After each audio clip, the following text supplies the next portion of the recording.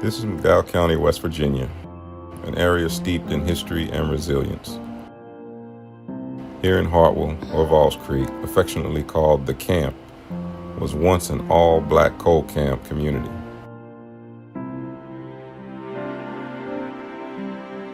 In the early to mid-1900s, dozens of communities like this thrived, built on hard work and determination.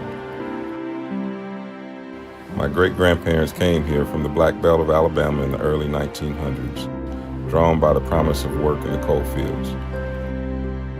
They brought more than just their labor. They brought resilience, traditions, and a vision for a better life. It's where we've grown food, raised families, and built a future, even in the face of challenges.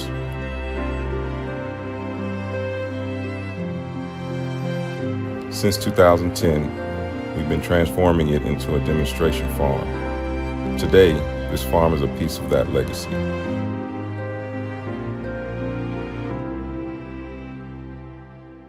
This, where my parents' place sits, is where my mom grew up. And a lot of what we have tried to do with the farming is to kind of repurpose some of the areas that the old timers were using. For example, if you look up on the hill where this camper is sitting, my great-grandfather, his name was Mr. Joe Jackson. That's who the poultry product brand Mr. Joe's is named after. He had a hog pen, he had chickens up there, but primarily they had hogs up there. A lot of these trees up here are new growth. They're smaller trees. It's because none of that was there. They farmed all the hillsides that you see up behind the community on this side and over here as well. Up there, that was all farmland up there. Okay. So if you'll see a little building there for the goats. So we've just gone in behind what they were doing years ago and repurposed it, and we're doing different things with it. But my great-grandfather was growing vegetables all along these hillsides. So that's kind of how we figured out that we don't have to reinvent anything. We just kind of draw on what they were already doing. A little bit different. Our focus is more mountain farming, but they were growing everything. Things that they needed to sustain themselves in the community, they produced it right here. But these were very poor communities, you know. So yes, they had to grow food, they had to hunt, they had to do what was necessary to supplement whatever little money they were making from the coal mines. Speaking of like the past and a little bit of the poverty or the layout of the land here, I mean, we're standing on gravel roads right now. Yes. Was that always the case? The gravel's kind of a new thing. When I was a kid, it was mainly dirt roads. When I got a little older, maybe high school age, the state started to come in and they would put gravel down. But when I was a kid, it was just dirt. Yeah. Do you have any moments where the state and the community kind of clashed in that regard coming into change, or was this like a welcomed update? Very much welcome, but you know, we weren't used to the state coming in here doing anything, you know what I'm saying? So anything that they would come and do, we were happy to have the support. But no, that you didn't have much of a presence in terms of state and local government coming here to help anybody do anything. Okay. Just wasn't happening. And, That bridge right there separates black from white. okay. You know, as soon as you got here, there was a house that sat right there, but as soon as you drove up that hill right there, you were in a all black community. Very rarely did you see white people in this community until I got to maybe middle school or high school. You just didn't see it, and that was mainly because of maybe sports. You know, we'd be playing ball games and coach would come and pick somebody up, or some of our friends from school would come and see if we wanted to go down there and play a pickup game of ball. But even the white guys I went to school with, they couldn't come to my house. You know, I could go visit their house, but they weren't allowed to come and hang out in this community at all. It just didn't happen. Why? It was just a known, you know, unspoken, it just didn't happen, you know, it didn't happen. And no white people lived here? Not here, no. No. You could go to their house to a point, you know, especially if it was sports related or a school buddy kind of thing. But to have one of your white friends come here wasn't going to happen. Yeah. No. Has that rule ever lifted, you know? At what point were white people intermingling on this land? When everybody left, when this community kind of, the old timers passed on, coal mines were in decline, so most of the younger people left in the military, like myself, or moved to D.C., Charlotte, North Carolina, Columbus, Ohio. People just scattered to find jobs and to find a way to make a living. There was nothing here for anyone. So once all the people left here, then we had a few white folks move into the community, and unfortunately, as I was showing Jonah on the way down in Bishop, the same thing happened here. The drug element came in, the opioid situation came into this community. You can't see what was left of it because we cleaned it all up to turn it into an ag space. But when I got back here, there were old burnt out houses, the place was a disaster. What year was that? That was 2013, something like that. I brought my mom back in 2009. We started the ag thing in 2013, 2014, but I guess you could say 2010 was when I brought her back here, and we kind of got exposure to what had happened. Even the house that she grew up in had been burnt up, and it was just a shell. So we had to come here and basically do a cleanup job of the whole community. That's still in progress, obviously, converting it to an ag space. We'd like to develop some housing here once again, but yeah, it's been a lot of work to clean up what had been left of this place after everybody left. Yeah, and so you said you brought your mom back here. Where Yes. from? I was in Colorado at the time. I got stationed there, got out of the military, and I went into working for the Department of Defense in Colorado. So that's pretty much where I built my life after the military. And my parents came out there, but my mom got sick. She was diagnosed with sarcoidosis, I think if I'm saying that correctly, and basically it was something affecting her lungs. With the elevation in Colorado, it was a problem, so her doctor told her she couldn't live at that elevation. We asked her where she wanted to go, and she said, "Take me home." So that's what we did. Country roads. Country roads. I mean, as far as the quality of life, I don't know, some people may define that differently, but I don't think you can beat, the quality of life that you can have here in Central Appalachia. I'd compare it to anywhere in the country, really, personally. But again, that depends on your value system and what you think quality life is. Yeah, and so not only did your mother return back to a quality of life here, but you're trying to bring quality of life back on the farm. So show me some more spots that you're restoring. Sure. So actually you see this electric fencing right here. So this was a big house that sat here. So we had to clean this up. And we had a small garden right here. They grew squash over here. So we're converting this into a watermelon field.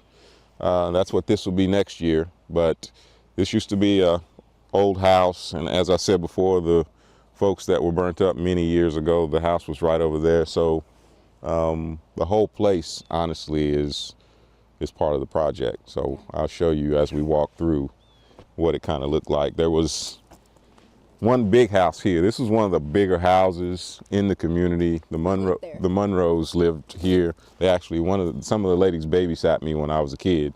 So they see me now, and you know how that goes. But this was one of the bigger yards. They had one of those U-shaped driveways. So, this was a beautiful community, though. The old timers did not play around when it came to your conduct or the way that the community looked. Those black people, most of them migrated here from the South, like Alabama and places like that. They did not play around in the community.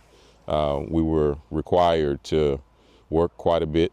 That's just what it was. But that work ethic, I'm thankful for, Yeah. What kind of work did you do? Everything. Yard work. If something needed to happen, we had a park up the road, and when they decided to put that park in, we got my grandmother, my great-grandmother got a phone call at the house. Said, "We need to clear this field up here for these kids' park." She said, "Okay." And she told my brother and I, "Take your behinds up there and help. Y'all gonna be up there playing on it, so you need to go up there and help them build it." So any work that came about that was community related. Obviously, we had our chores at home. We had to maintain a garden, cut wood, get coal, everything. You name it. Everything. Clean house, wash dishes, do laundry. That's just what it was. Yeah. Yeah. And it sounds like that's not something that you resent to this I day. do not. I do not.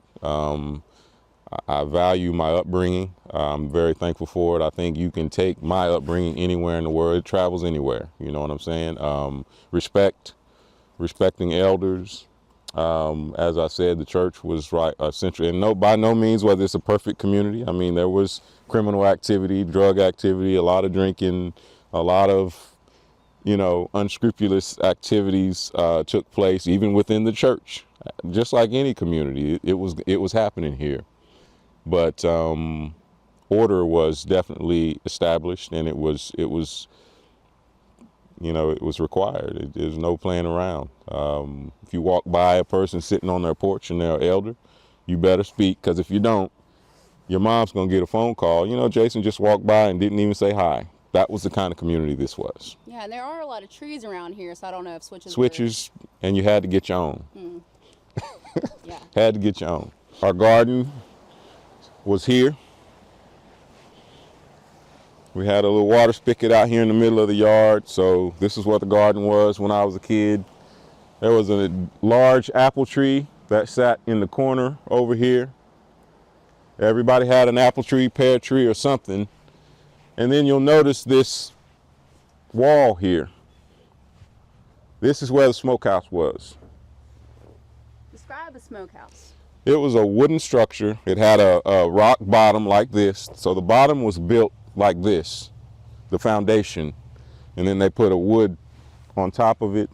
You go inside and they've got hooks, and they just hung meat in there and smoked it. What kind of meat were you used to? Deer. The old timers ate everything, though. It's kind of like when I go to Africa, they eat what they can get. They eat what they can afford, or whatever they can hunt for. And it was the same thing here back in those days. Squirrel hunting, groundhogs, you name it, frogs, turtles, whatever they could get, they ate it, and made it taste very good. I think life on the plantation kind of conditioned us to make do with what we had, especially when, we were given scraps to survive on. So we got used to figuring that out, and that's the way that they lived here as well. So a lot of, I was a little on the younger end, so I didn't grow up eating those things, but they definitely, the old timers, that's what it was. Gotcha. And so right now all that's left is some slabs of rock in the side of a mountainside. Yes. Very meticulous work. This is how they built the stream banks, everything. You'll see remnants of, and that was some very hard work. That was not easy work, but they, didn't have the tools and the technology that we have today, but they had the craftsmanship. I mean, these were very well-trained people. Mr. Joe Jackson, my great-grandfather, he was the community plumber. He did it all. My grandfather's names on the cornerstone at the church, they were all great carpenters. So these people migrated here from the South with skills that served them very well and served the community very well. Did you ever get to eat apples off the apple tree? I did, all the time. We climb it. That was a regular thing. It was a big one, so we'd climb it, and Mama would, when I say Mama, I'm talking about my great-grandmother. She would can it. She would make, we ate a lot of fried apples in the morning for breakfast and that kind of thing, so nothing went to waste. Nothing went to waste. We had our share of walnut trees around, but back then you had a lot of different nut trees around too. So that was something that we collected. The walnuts now just rot on the ground. We weren't allowed to let that happen. We had to go pick them up, shell them, and get all that green stuff all over you, and then dry them, crack them. We had to do all of that. Nothing went to waste, whether it was something that we grew or something that grew in nature naturally. If you wanted pie, for example, you had to go pick the berries to eat that pie. It wasn't no running to Walmart or Kroger to grab some berries. you'd have to get a bucket or something and go berry picking, which we did all the time. And we ate good. You know, we didn't, there was no lack of food. You know, as poor as these communities are and were back in those days, there was no one going hungry. You know, they lived off the land and they did it very well. Yeah, and from what you're expressing, it's very a community effort. Absolutely. So you're all taking care of each other no matter what. Absolutely. God, and you said you climbed in these trees that once existed here, and I hear this babbling brook beside us. Did you ever take a dip in the water? Yes. Spent a lot of time on this stream here, playing in it. This time of year back then, this creek didn't flow like this. It would freeze. I mean, this thing would completely freeze over. And of course, we'd be out here playing football on it, or at least trying to, running and sliding and, you know, doing what kids do. But yeah, we spent a lot of time playing in that creek for sure. And was this bridge that I'm seeing over to the left of us always there? No, the bridge that we had was it was nothing close. You didn't have the metal framework underneath the bridge that we had back in those days. It was all wood. Certainly not, and that's not a perfect bridge, but the bridge that I remember wasn't even that good. So, but again, the old men, they kept the maintenance up and they made sure that it was structurally sound and it was good to drive on. Again, now the state or the county will come out if we make enough noise to fix it, but back then, that was a community project, and they did well. Yeah. So these are frames for high tunnels, and we're going to be putting plastic on these over the winter. There used to be houses all along here. There was a house here. Actually, there was a house between here and that house. So there was a house here. There was a house on the other side of the yellow house. Believe it or not, this family, they raised 13 or 14 children in that house. 2 of them are inside right now. Those were the Wilsons, and huge family. We're not looking at a mansion here. No, and it was smaller than that when they were living in it. These are people my parents' age and older. So, you know, 80s and 70s and 80s. And there were 13 of them living in that place. Okay. But these are houses that the coal companies built, little bitty shacks basically. And, you know, people migrated here, moved into these places, and, you know, they work in the coal mines, pay these houses off. So these houses have been in these families. That house has been in that family for, wow, you know, 80 years. It's a very old place. But yeah, there were houses that lined this all the way up to the road, and then on the other side of the road was a boarding house. And the boarding house was a place, the coal miners that were coming here to work in the coal mines that didn't live here, they lived in the boarding house, kind of like a dorm, big dorm. Okay. That's a place that my great-grandmother, Miss Alberta, she was paid to cook for them and all of that kind of thing. A lot of drinking, a lot of partying, you know, that kind of stuff going on up there. But yeah, these were all houses on both sides.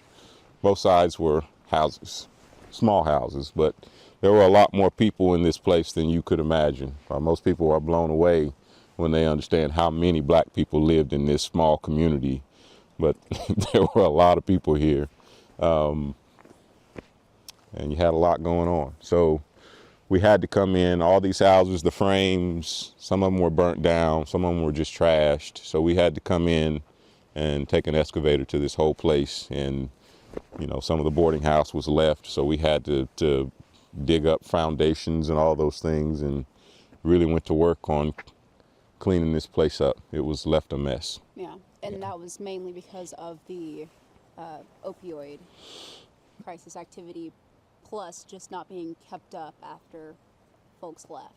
Yeah, for sure. You know, as I said, the old timers passed on. The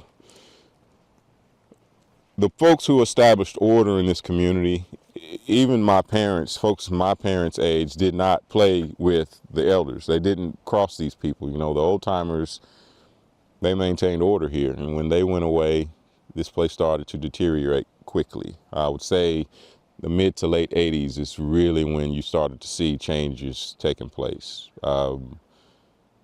So yeah, there was a drastic change. But when we came back in 2009, 2010, it was like a war zone. It was a disaster. So the church is kind of the last of what's left here. Some of it's fallen in, so we're trying to figure out how to make use of it. Mr. Harrison owns it now, so we're looking into that. But we definitely want to try to restore it and at least have some memory of what once was here, because now there's no way to tell what this was. Yeah. And no one from the counties tried to do any historical landmarks or anything like that to kind of pay homage to the folks who were here beforehand. No, I mean, you're talking about black people now, so that definitely is not going to happen in a place like McDowell. If we don't do it, it's not going to happen. Their old school is up here, the foundation of it. Back when schools were segregated, you had, I don't think the building could have been very big, but they had K through 12 in one building. I think that was pretty much how it was in most black communities back then. You got all these students crammed in this little room. However, the level of the quality of the education they received was second to none.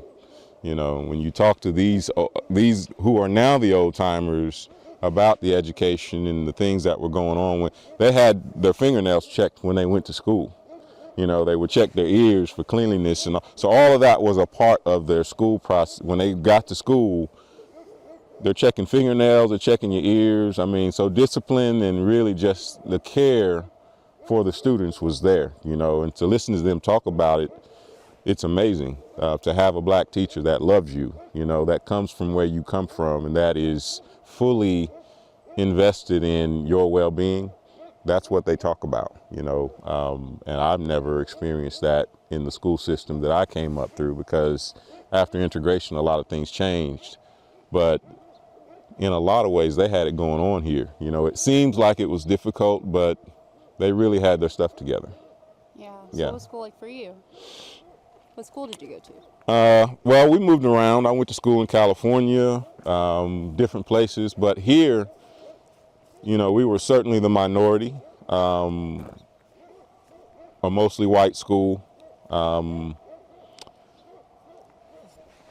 We had a few black teachers when I was coming through school down here that really cared about us, so we understood what it felt like to have black teachers that really cared about you. And that's when I was younger, middle school age and younger here, we had black school teachers. We had probably 7 or 8 black school teachers that they were about us. They were about taking care of us. They knew our parents. They had no problems. And back then you could get paddled in school, so they had no problem whipping your behind and then knowing that you're going to go home and get another one kind of thing. That's just how it was. We had to really be mentally strong, I think, because you get called the N-word on a regular basis down here going to school. These white people, the white kids go home and they're hearing it at home. So they, but that was a regular thing. We used to fight quite a bit with these white boys because they liked to come out of their mouth wrong, and we didn't play that back then. So that's kind of how it was. Play sports with them, all of that. Got along for the most part. Folks down here got along, but everybody had guns too. So white folks weren't so quick to pull some of the racist nonsense in these parts, simply because they knew that these black men were armed over here. You're not going to go over here and just push these people around and not having it. So I think everybody kind of kept to themselves, minded their own business. I interacted with white people when I went to school, when I played sports, but other than that, when I come home, it's an all black world. Here is the most recent apple orchard that we've put in place. Again, to show the viability of fruit trees in the region, we've planted several hundred apple trees on the farm. Apples and pears do extremely well here. So we've also got elderberry bushes planted in this field as well. So these are hydro panels that we had installed on the farm, and basically this is technology that will convert oxygen into water. McDowell County has a big problem with good water, drinking water, so this is something we feel could be very instrumental in crisis mitigation and also giving people access to quality water source. This is our chicken house. This is the beginning of Mr. Joe's poultry operation. We're doing a mountain ranging concept, basically ranging poultry on mountainsides. This is the stream that runs through the farm. One of the things that we are really working against is flooding. Flooding is becoming a real problem in the area. We get a lot more rainfall. So you'll notice there's a berm that we built along this stream all the way through the farm. Really done a lot of work in terms of trying to mitigate flood damage, and it's worked out very well so far.